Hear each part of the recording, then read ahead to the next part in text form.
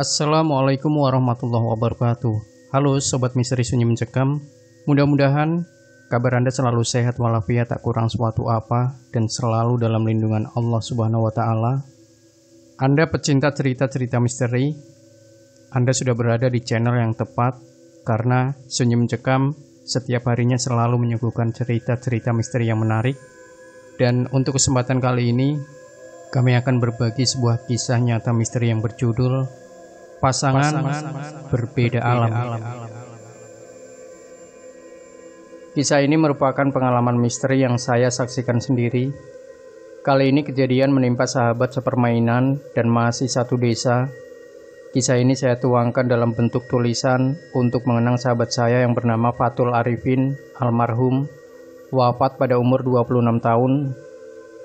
Seolah sudah seringnya bersinggungan dengan hal-hal gaib, desa kami semakin dianggap angker oleh orang dari desa lain.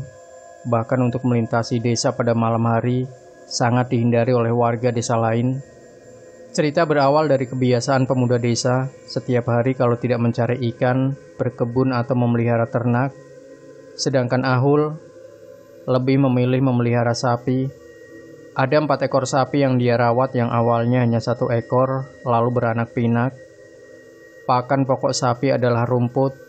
Jadi biasanya si pemilik mencari rumput di kebun-kebun sekitar pada sore hari. Begitulah kebiasaan Ahul setiap sorenya, mencari dari kebun ke kebun lainnya. Pada suatu hari ketika kami mencari ikan bersama di sungai, Ahul pernah bercerita sering bertemu seorang gadis cantik saat dia mencari rumput. Dengan antusias Ahul bercerita banyak tentang ciri-ciri gadis tersebut, dan katanya berasal dari kampung Baruh. Baruh adalah nama perkampungan yang letaknya di tengah rawa dangkal, sangat jauh dari desa. Karena awalnya hanya kumpulan pondok untuk beristirahat saat berkegiatan di sawah. Kemudian dibuka program membuka rawa untuk dijadikan lahan pertanian oleh pemerintah. Bagi yang ikut program itu, lalu dibangunkan rumah dan perlahan menjadi perkampungan. Semakin hari Ahul semakin sering bercerita tentang gadis cantik tersebut. Bahkan menurut penuturannya sudah sangat dekat dan akan menjadikannya istri apabila berjodoh. Katanya sambil tersenyum seperti orang yang mabuk cinta. Akan tetapi anehnya, Ahul juga bercerita bahwa gadis tersebut sudah sering datang ke rumahnya. Tentu saja kami yang mendengar menjadi heran, padahal kami sekalipun tak pernah mendengar, apalagi melihat gadis tersebut. Sedangkan rumah kami tergolong dekat semua. Apalagi ini tentang gadis cantik. Jadi kami berasumsi Ahul hanya berbohong, namun kami pun tak membantahnya.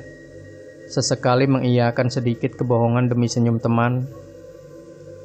Beberapa bulan berlalu, sikap Ahul mulai berubah, jarang keluar kecuali mencari pakan sapi. Tak lagi pernah ikut mencari ikan, apalagi nimbrung sesama teman seperti sebelumnya.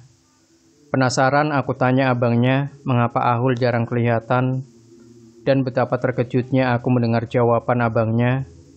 Ahul mulai stres, sering bicara sendiri, sering minta dikawinkan, dan banyak yang aneh-aneh sekarang, tutur abangnya. Suatu sore aku berniat menjenguk Ahul. Pas sampai di teras rumah, ada bapaknya yang kebetulan beliau adalah kepala desa. Lalu mengobrollah kami, dan beliau banyak bercerita tentang Ahul yang seperti orang terkena gangguan jiwa. Bicara sendiri, seolah ada temannya. Kadang minta yang aneh-aneh seperti air bunga dan macam-macam. Bahkan tak lagi memperbolehkan keluarga masuk ke kamarnya. Disitulah keluarganya mulai takut. Kemudian aku pun sengaja langsung pulang tanpa menjenguk Ahul di kamarnya. Beberapa hari setelah itu, bapaknya Ahul memanggil seorang kiai untuk melihat secara batin. Mungkin saja ada yang berbuat jahat dengan keluarga beliau. Namun baru saja kiai sampai di teras, Ahul keluar sambil mengamuk, mengusir kiai tersebut. "Bajau, Bapak Ikam kasini, mangutani biniku haja." "Pergi, mau apa kesini? Bikin takut istriku saja," teriak Ahul. Tak ingin membuat suasana semakin panas, kiai itu pun memutuskan pulang sambil memandangi Ahul dengan tak berkedip, seolah melihat sesuatu yang tak bisa dilihat mata biasa. Malamnya Pak Kades dipanggil ke rumah Kiai sebab ada yang ingin disampaikan. Jadi sebenarnya perubahan sikap Ahul bukan karena stres, tapi sedang dalam pengaruh makhluk gaib.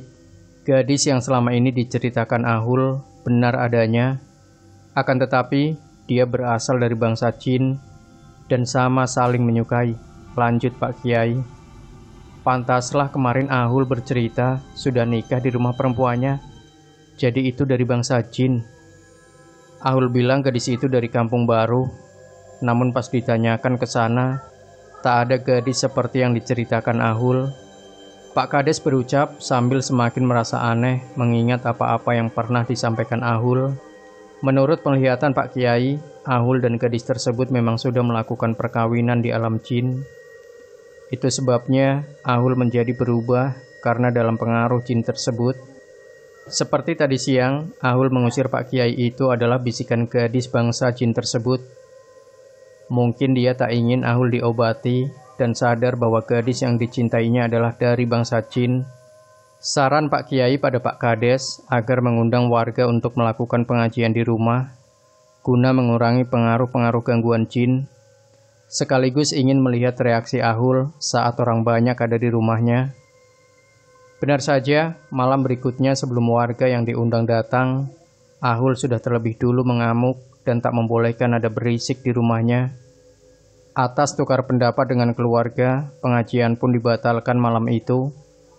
Batal mengadakan pengajian, Pak Kades langsung ke rumah Pak Kiai untuk minta bantuan, sebab beliau sudah bingung bagaimana cara menghadapi kelakuan Ahul. Lalu setelah melakukan wirid-wirid, Pak Kiai memberikan sebotol air untuk diminumkan dan disiram di sekeliling rumah. Setelah itu Pak Kades pulang. Akan tetapi, betapa terkejutnya melihat Ahul ada di teras seolah menunggu. Pak Kades dengan tatapan mata yang tajam. "Buang kada banyu tuh. Hendak mau usir biniku kah? Buang air itu. Apa mau mengusir istriku?" teriak Ahul. Tak ingin melihat Ahul mengamuk lagi, dengan berat Pak Kades membuang air yang tadi diberi Kiai. Sejak saat itu cerita tentang Ahul semakin santer diceritakan, dan Ahul semakin sering mengamuk tak jelas. Sudah beberapa kali orang datang berniat mengobati, tapi Ahul selalu berontak dan mengusir orang tersebut. Begitulah keadaannya, sampai di suatu pagi ibunya melihat Ahul ke sungai. Mungkin mau mandi pikir ibunya. Namun setelahnya seharian Ahul tak lagi kelihatan, hingga seorang warga yang mencari ikan menemukan Ahul di hilir sungai dalam keadaan sudah tak bernyawa. Semua warga desa dibuat gempar oleh kejadian itu. Sempat didatangkan dokter untuk memastikan bahwa Ahul sudah meninggal. Benar saja, Ahul sudah tiada. Tak lama kemudian tangis langsung pecah di rumah duka. Semua tak habis pikir, sebab Ahul orang yang jago berenang dan menyelam. Mengapa sampai meninggal gara-gara tenggelam di sungai? Bahkan tidak ada tanda-tanda luka atau hal yang mencurigakan di badannya. Pada besoknya selesai pemakaman, Pak Kiai bercerita sesuai penglihatan beliau bahwa Arul meninggal karena ajakan gadis untuk masuk ke air, dan sekarang jiwa Arul berada di negeri jin bersama pasangannya. Mendengar penjelasan Pak Kiai benar-benar tak bisa dinalar atau dicerna dengan akal. Bahkan bila menurut agama juga, setiap orang yang meninggal rohnya akan kembali ke hadapan Tuhan. Tapi itulah dunia gaib, dan kita juga wajib percaya itu ada.